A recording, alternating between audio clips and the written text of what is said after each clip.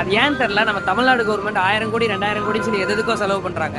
நம்ம தமிழ்நாட்டுக்குள்ளேயே நிறைய பேர் ஆப்ரேஷன் செலவு காசு இல்லாமல், மாற்றுத்திறனாளிகள் நிறைய பேர் வாழ்வாதாரமே இல்லாமல் கஷ்டப்பட்டுட்டு இருக்காங்க. அதுலேருந்து ஒரு அண்ணா தான் எனக்கு மெசேஜ் போட்டிருந்தாரு. காஞ்சிபுரம் வந்து ராஜ்குமார்னு ஒரு அண்ணா வந்துட்டு, எனக்கு இந்த மாதிரி நான் ஒரு வேலைக்கு போகிறேன், எனக்கு வெறும் 5000 ரூபா தான் சம்பளம், என்னை கூட்டிகிட்டு வரது கூட ஆள் இல்லை, நான் ரொம்ப கஷ்டத்தில் இருக்கேன், எங்கள் அம்மாவுக்கும் உடம்பு சரியில்லை, சுகர் இருக்குது, அந்த 5000 ரூபா வச்சு என்னால் எதுவுமே பண்ண முடியல, இப்போ அந்த வேலைக்கும் என்னால் ஒழுங்காக போக முடியல, என்னால் ஒழுங்காக போயிட்டு கூட வர முடியல, என்னால் நடந்தால் மூச்சு திணறல் வருது, எனக்கு ரொம்ப கஷ்டமாக இருக்குது, உங்களால் முடிஞ்சால் எனக்கு வண்டி மட்டும் எப்படியே அரேஞ்ச் பண்ணி கொடுங்க அப்படின்ற மாதிரி மெசேஜ் பண்ணியிருந்தாரு.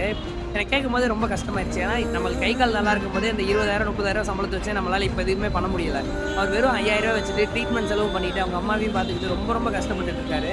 நம்ம தமிழ்நாடு கவர்மெண்ட் எதுக்கும் எவ்வளவோ செலவு பண்ணுறாங்க. இந்த மாதிரி கஷ்டப்படுறவங்களுக்கு ஏன் உதவி ப்ராப்பராக போய் சேர மாட்டேங்குது எனக்கு தெரியல. அவரும் நிறைய இடத்துல போய் ட்ரை பண்ணியிருக்காரு. இங்கே போங்க அங்கே போங்கன்னு சொல்லி அவர் அலைய மட்டும் தான் விட்டுருக்காங்களே தவிர இன்னும் அவருக்கு ப்ராப்பராக உதவி கிடைக்கல. நம்மளால் அவருக்கு வண்டி தான் வாங்கி தர முடியாது. நிறைய பேருக்கு இந்த வீடியோ ஷேர் பண்ணி இப்படி ஒருத்தர் கஷ்டப்படுறாருன்னு சொல்லி அவங்க இன்ஃபார்ம் பண்ணாவது அவங்களால முடிஞ்சால் ஹெல்ப் பண்ணுவாங்க. தயவு செஞ்சு இந்த வீடியோ ஸ்கிப் பண்ணாமல் நிறைய பேருக்கு ஷேர் பண்ணுங்கள். நிறைய ஹையர் அஃபிஷியல்ஸை டேக் பண்ணுங்கள். யாராச்சும் ஒருத்தவங்க அவருக்கு ஹெல்ப் பண்ணாங்கன்னா ரொம்ப சந்தோஷமாக இருக்கும். நம்மளால் அவருக்கு ஒரு உதவி கிடச்சிச்சுன்னா நம்மளுக்கும் நல்லது. தயவு செஞ்சு இந்த வீடியோ நிறைய பேருக்கு ஷேர் பண்ணுங்கள். நெக்ஸ்ட் வீடியோவில் பார்க்கலாம். பை.